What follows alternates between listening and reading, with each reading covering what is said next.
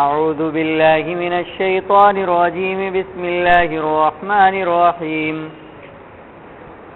وإذا ضربتم في الأرض فليس عليكم جناح أن تقصروا من الصلاة إن خفتم أن يفتنكم الذين كفروا إن الكافرين كانوا لكم عدوا مبينا وَإِذَا كُنتَ فِيهِمْ فَأَقَمْتَ لَهُمُ الصَّلَاةَ فَلْتَقُمْ طَائِفَةٌ مِّنْهُمْ مَعَكَ وَلْيَأْخُذُوا أَسْلِحَتَهُمْ فَإِذَا سَجَدُوا فَلْيَكُونُوا مِنْ وَرَائِكُمْ وَلْتَأْتِ طَائِفَةٌ أُخْرَى لَمْ يُصَلُّوا فَلْيُصَلُّوا مَعَكَ وَلْيَأْخُذُوا حِذْرَهُمْ وَأَسْلِحَتَهُمْ وَدَّ الَّذِينَ كَفَرُوا لَوْ تَغْفُلُونَ عَنْ أَسْلِحَتِكُمْ وَأَمْتِعَتِكُمْ فَيَمِيلُونَ عَلَيْكُمْ مَيْلَةً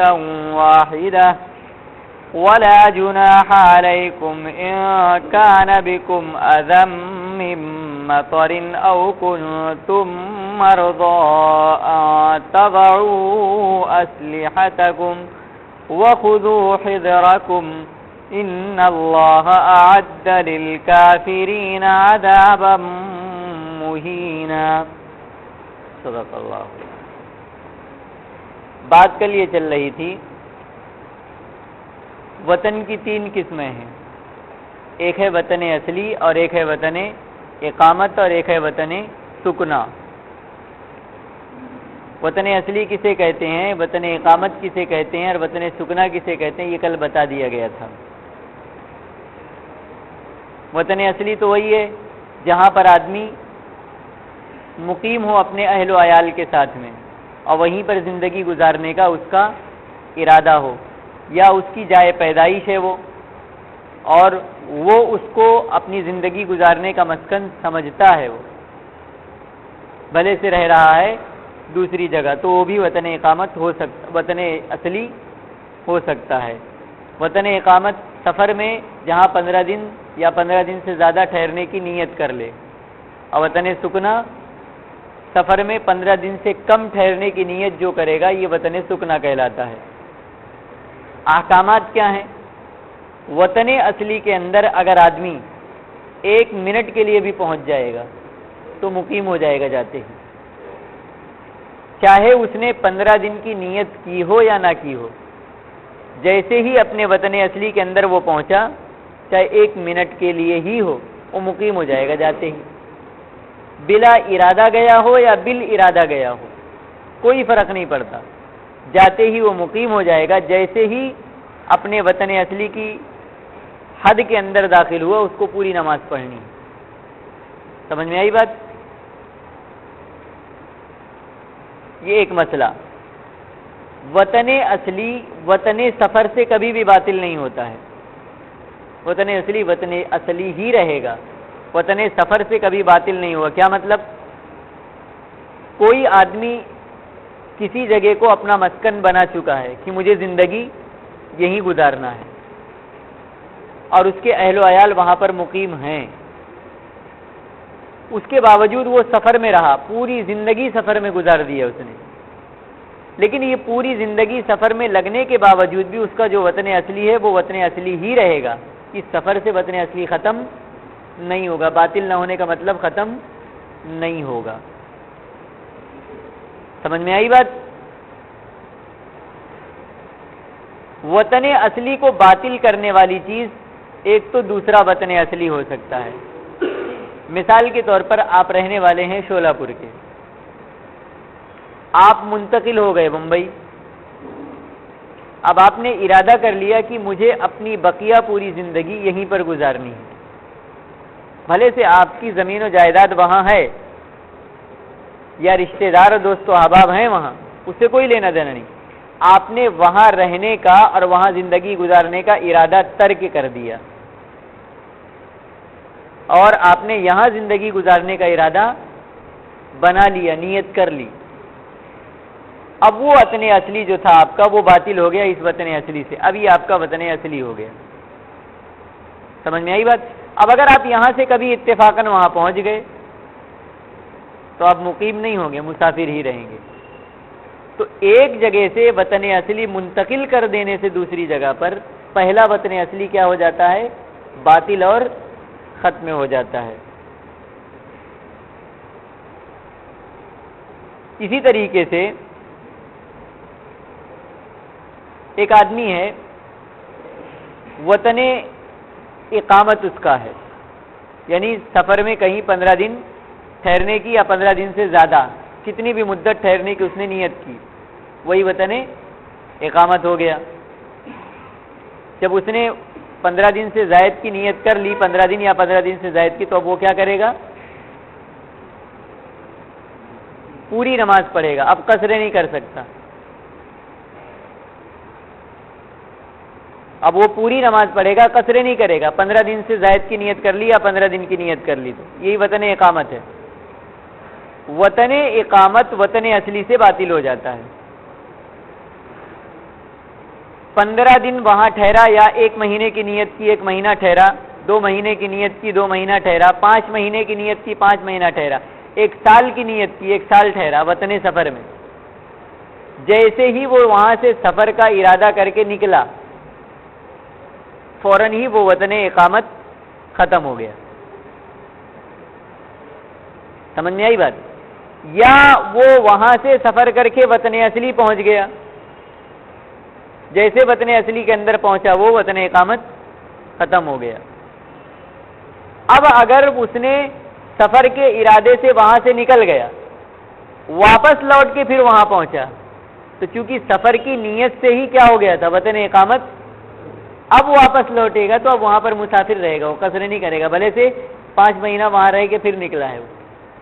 یا وطن اصلی آ گیا، اب یہاں سے پھر دوبارہ وہ وہاں پہنچا جو اس کا وطن اقامت اس نے بنایا تھا، بھلے سے 10 سال رہ کے آیا وہاں پر۔ سمجھ میں آ رہی کہ نہیں آ رہی بات؟ پھر دوبارہ وہاں پہنچے گا تو وہ قصر کرے گا، مسافر رہے گا۔ وطن اقامت وطن اصلی سے اور سفر کی نیت سے باطل ہو جاتا ہے۔ سمجھ میں آئی بات؟ 2 وطن اقامت کسی نے بنا لیا، مثال کے طور پر ایک جگہ اس نے 15 دن ٹھہرنے کی نیت کر لی، اور اس کی نیت ہے 15 دن وہاں ٹھہرنے کی یا 15 دن سے زائد، اور اس کے علاوہ وہاں سے وہ گیا لیکن وہاں لوٹنے کا ارادہ بھی برقرار ہے، اور وہیں دوسری جگہ جا کر اس نے وہاں پر بھی 15 دن ٹھہرنے کی نیت کر لی، تو اب یہ باطل نہیں ہوگا۔ اگر یہاں لوٹ کر آئے گا تو مقیم ہی ہو جائے گا، کیونکہ دونوں جگہ اس نے 15 دن ٹھہرنے کی نیت کی ہے۔ سمجھ میں آئی بات؟ اگر پہلی نیت ختم کر دیتا ہے کہ اب مجھے یہاں سے نکل کر چلا جانا ہے، پھر اتفاقاً لوٹ آتا ہے تو باطل ہو جائے گا۔ تو ایک وطن اقامت سے دوسرے وطن اقامت کو بنا سکتا ہے آدمی۔ سمجھ میں آئی بات؟ وطن سکنا، اس کے احکامات۔ وطن سکنا شریعت کے اعتبار سے کوئی وطن اگر دیکھا جائے تو ہے ہی نہیں ہے، بس ایک نام رکھ دیا گیا ہے، اس کے کوئی احکامات نہیں ہیں۔ وطن سکنا کے اندر آدمی ہمیشہ مسافر ہی رہے گا، کیونکہ 15 دن سے کم کی نیت ہے نا رہنے کی، بھلے سے وہ 15 دن سے کم کی نیت کیا اور سالوں رہ گیا وہاں، آج چلا جاؤں گا، کل چلا جاؤں گا، پرسوں چلا جاؤں گا، وہ سالوں گزر گئے، لیکن وہ وطن سفر ہی ہے، وہ وہاں پر مسافر ہی رہے گا اور قصر ہی کرتا رہے گا۔ یہ تھے وطن کے احکامات۔ سمجھ میں آئی بات؟ ایک آدمی ہے، وہ کہیں سفر کے لیے نکلا، راستے میں اس کا وطن اصلی آ رہا ہے اور اسے آگے جانا ہے، اسے کراس کر کے۔ ابھی بتایا گیا آپ کو، جیسے ہی اس کی حد کے اندر داخل ہوگا، بھلے سے اس کو جانا ہے آگے، لیکن جیسے ہی اپنے وطن اصلی کے حد میں داخل ہوا، ویسے ہی وہاں پر وہ مقیم ہو جائے گا۔ وہاں پر وہ نمازیں پوری نہیں آدھی نہیں پڑھ سکتا، پوری ہی پڑھے گا۔ اب وہاں پہنچنے کے بعد اسے آگے جانا ہے، آگے اب یہاں سے دیکھا جائے گا کہ 48 میل ہو رہا ہے کہ نہیں ہو رہا ہے۔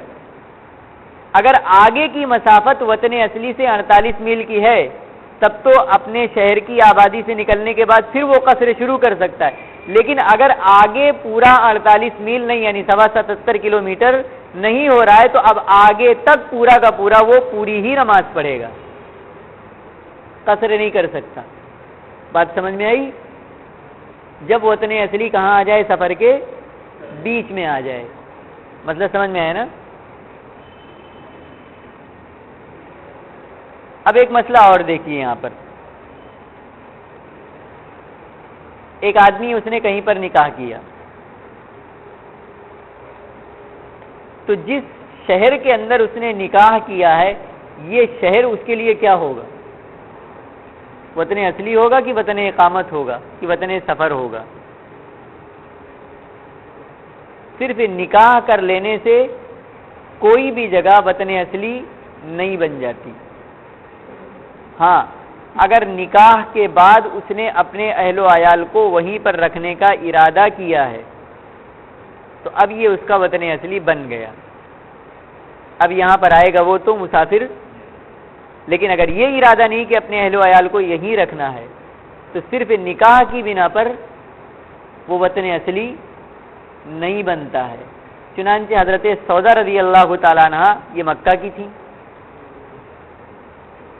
ان کے والد وہیں تھے، بھائی وغیرہ بھی تھے ان کے، اللہ کے نبی نے نکاح ان سے فرمایا مکے کے اندر، مدینہ طیبہ منتقل ہو گئے آپ ان کو لے کر۔ لیکن جب آپ مدینہ طیبہ سے آئے ہیں مکۃ المکرمہ تو آپ نے وہاں پر قصر کیا ہے۔ سمجھ میں آ رہی کہ نہیں آ رہی بات؟ اور اسی طریقے سے حضرت میمونہ رضی اللہ تعالیٰ عنہ یہ بھی مکے کی تھی، ان سے آپ نے نکاح کیا، مدینہ منتقل ہو گئے آپ مکہ تشریف لائے تو ان کا تو پورا خاندان ہی یہیں بسا ہوا تھا، حضرت میمونہ کا سب یہیں تھے، لیکن آپ مکہ آئے تو آپ نے قصر کیا ہے۔ تو اس سے کیا پتہ چلا کہ صرف نکاح کر لینے سے بیوی کا شہر یہ شوہر کے لیے وطن اصلی نہیں ہو جاتا۔ ہاں، 15 دن ٹھہرنے کی نیت کر لے تو وطن اقامت بن جائے گا، اور اگر بیوی کو یہیں رکھنا مقصود ہو تو اب وطن اصلی بن جائے گا۔ حضرت عثمان غنی رضی اللہ تعالیٰ عنہ نے ایک عورت سے نکاح کیا مکے کے اندر اور ان کو مکے میں ہی رکھا، لیکن حضرت عثمان جب مکے آتے تھے تو پوری نماز پڑھا کرتے تھے۔ کیوں؟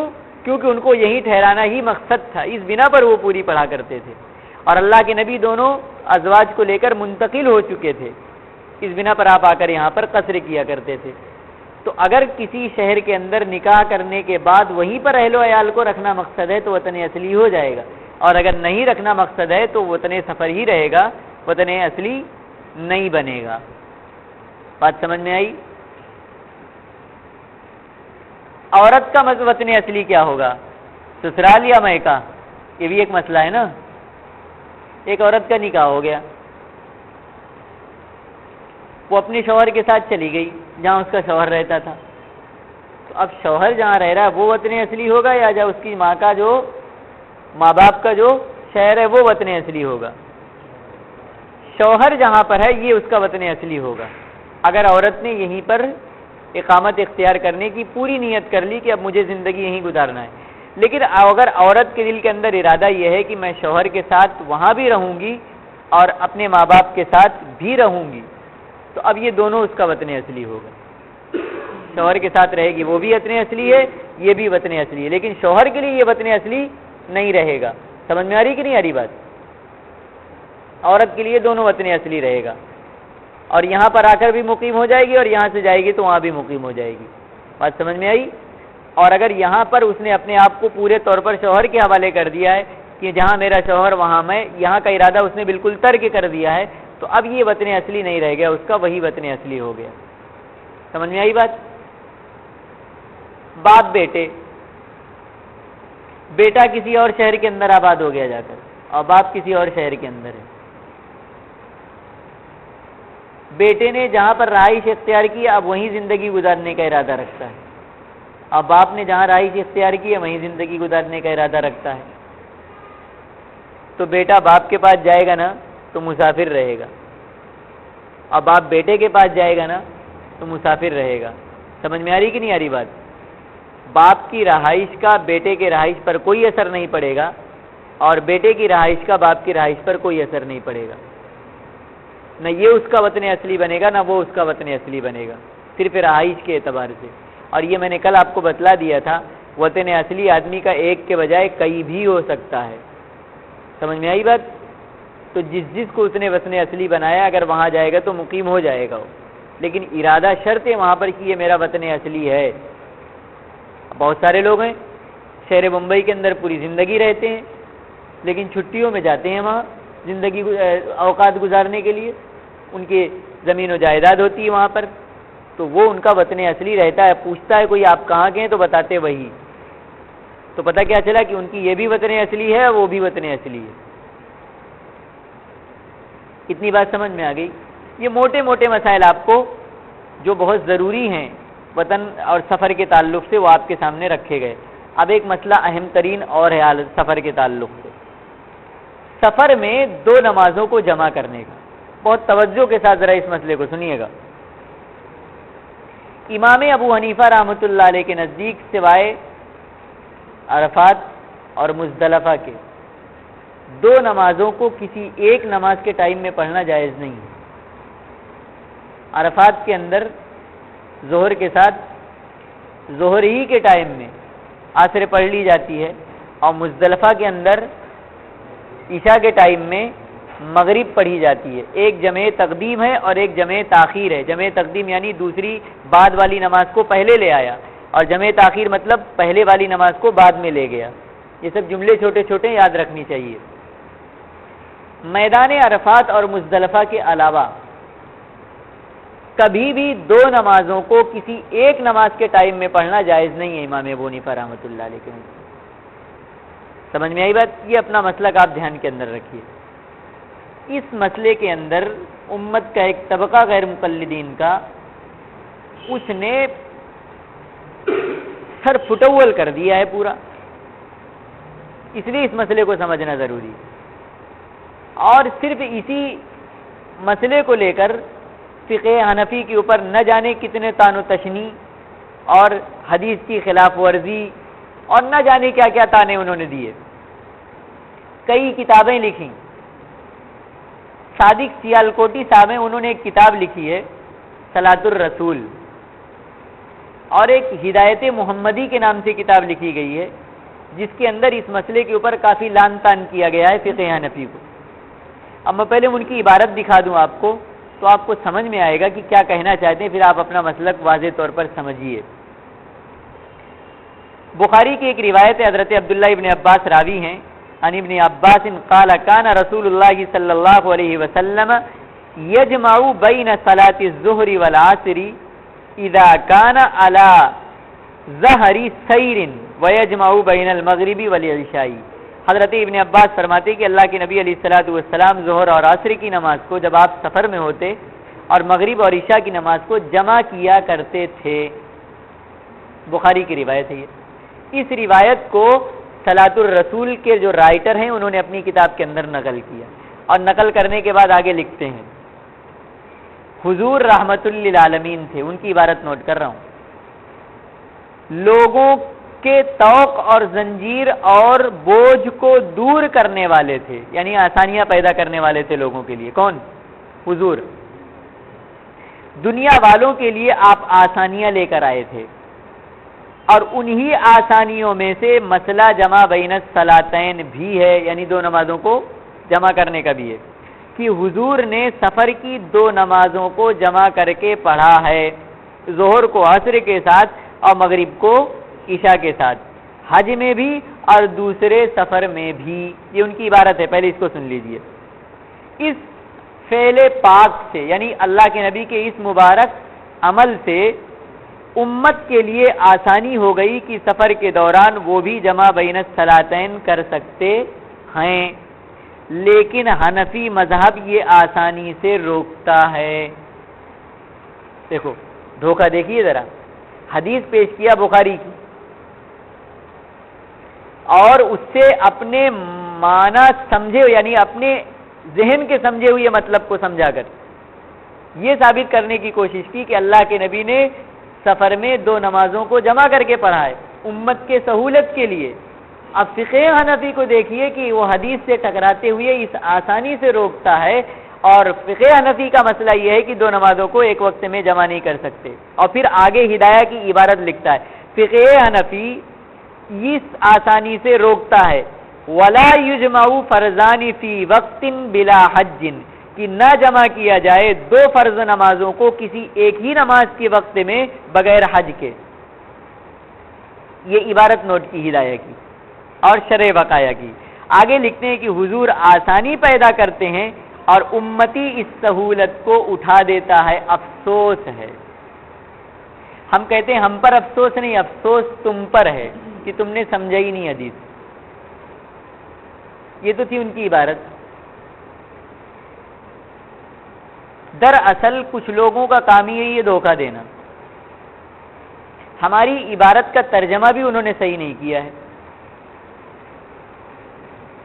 یہ تو میں آپ کو ابھی سمجھا رہا ہوں کہ اللہ کے نبی علیہ الصلوۃ والسلام کے اس عمل کا مطلب کیا ہے، منشا کیا ہے.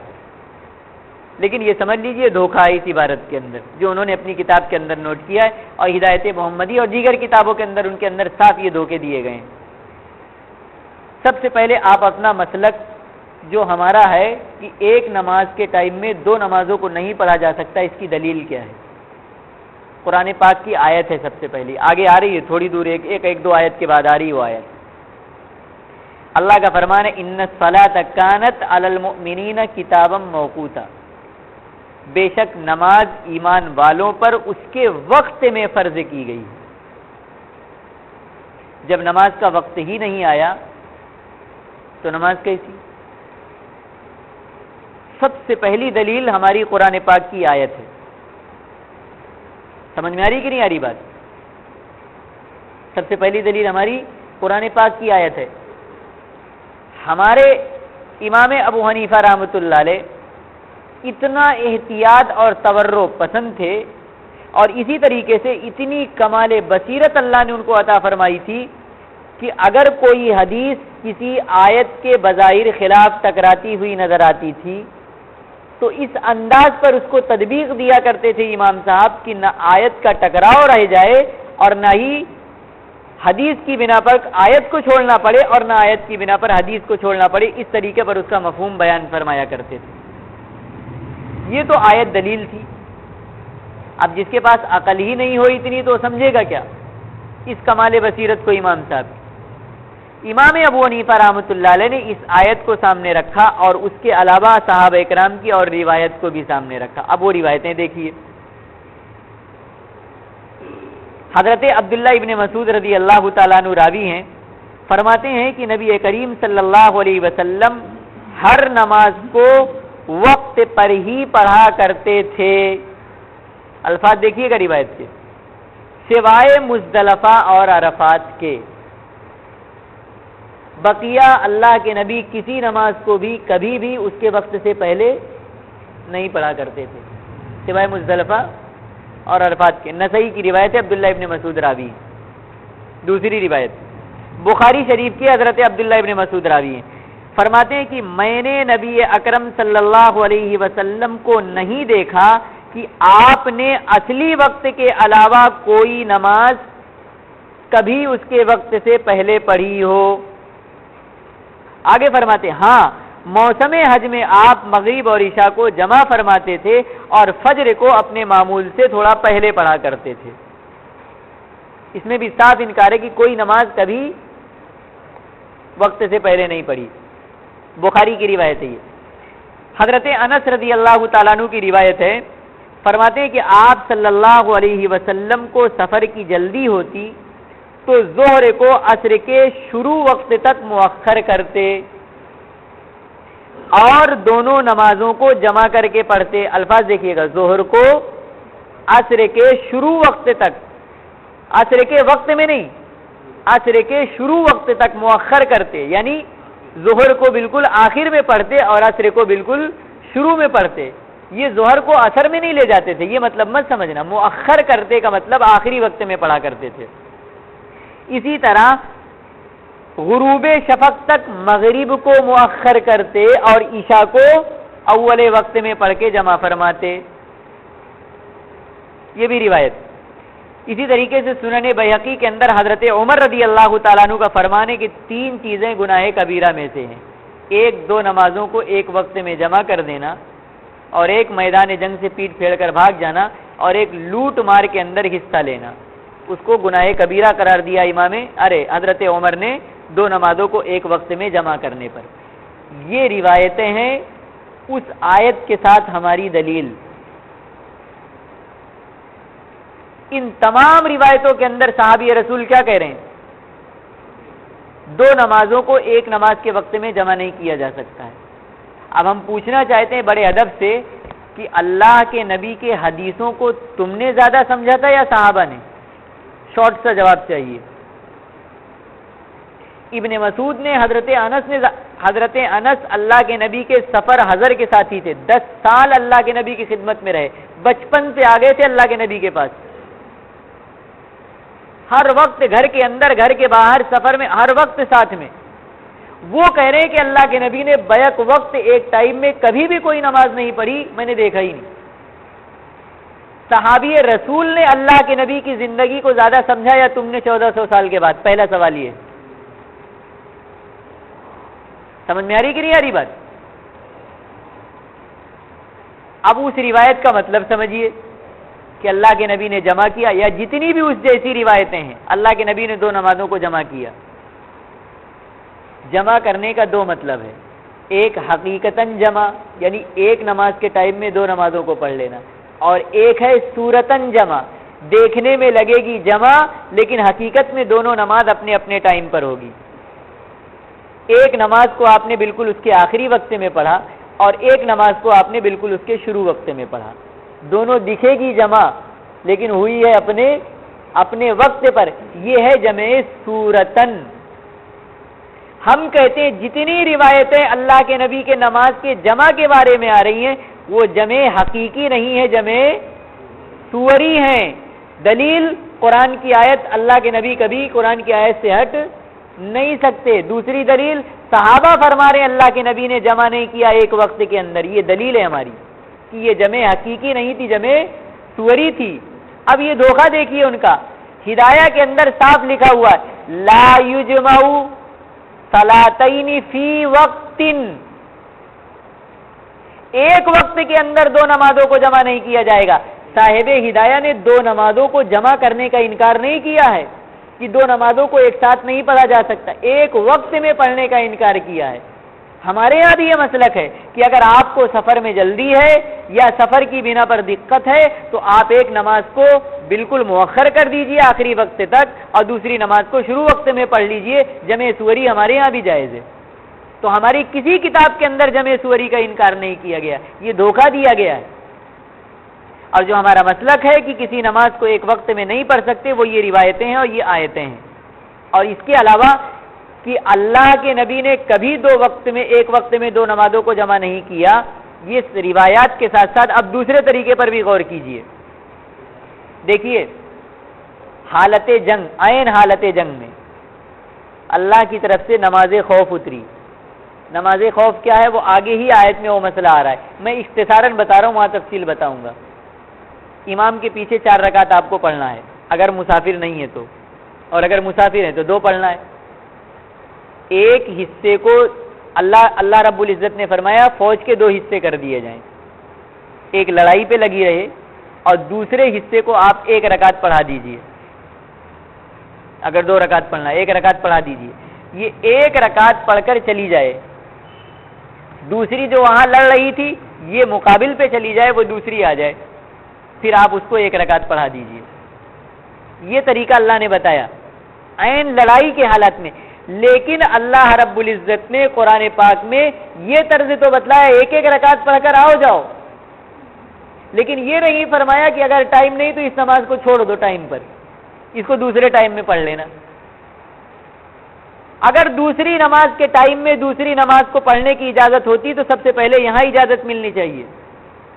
اتنی جھنجٹ کرنے کی کیا ضرورت ہے؟ 1 رکعت پڑھو اور پھر جاؤ، پھر دوسرے کو بھیجو، اور 4 رکعت والی اگر مسافر نہیں تو 1 رکعت پڑھ کے جائے یہ، پھر وہ آئے اور پھر اس کے بعد پھر یہ جائے پھر وہ آئے، کیا ضرورت تھی اتنی جھنجٹ کرنے کی؟ صاف اللہ رب العزت یہ کہہ دیتا کہ بھائی اس نماز کو اس کے ٹائم پر نہ پڑھو، ابھی آپ مشکل حالات کے اندر دوسرے نماز کے ٹائم میں پڑھ دینا، نہیں، ٹائم کے اندر نماز ہونی چاہیے۔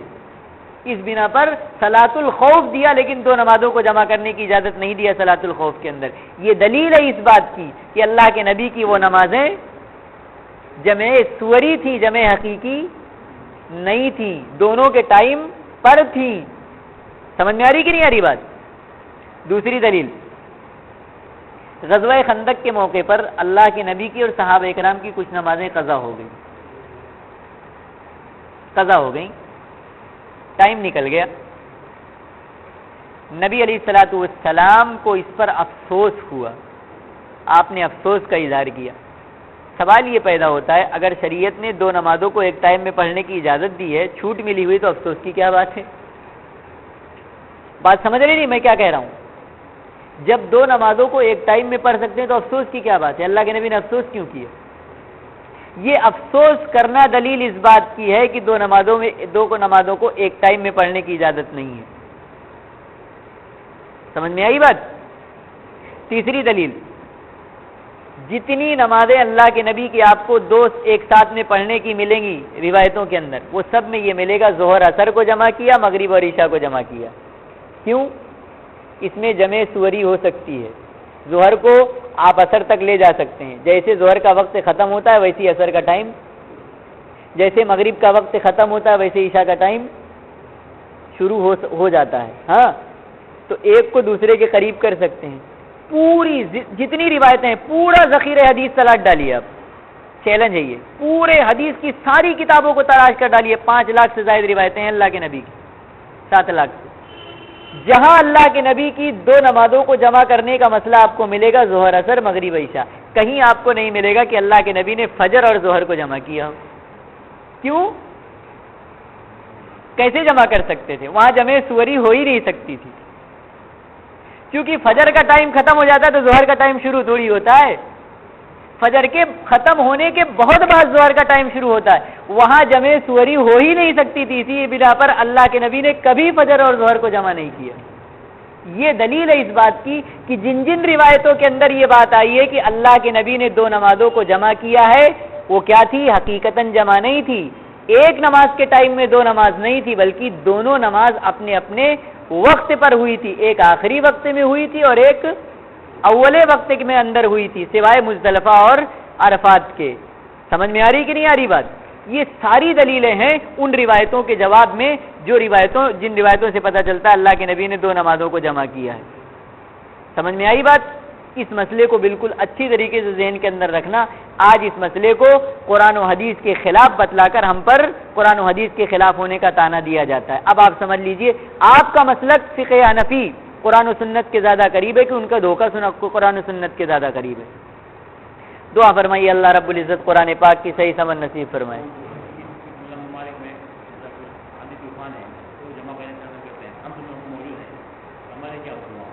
جمع بین الصلاتین میں ہم کو نہیں پڑھنا ہے، نہیں، الگ الگ پڑھنا ہے. اللہم صلی علی سیدنا و شفیعنا و حبیبنا و مولانا محمد و علی آل سیدنا و مولانا محمد و بارک وسلم. ربنا آتنا فی الدنیا حسنة و فی الآخرة حسنة و قنا عذاب النار. اللہم احفظنا من کل بلاء الدنیا و عذاب الآخرة. اہدنا الصراط المستقیم صراط الذین انعمت علیہم غیر المغضوب علیہم ولا الضالین. وصلی اللہ تعالی علی خیر خلقہ محمد وعلی آلہ واصحابہ اجمعین برحمتک یا ارحم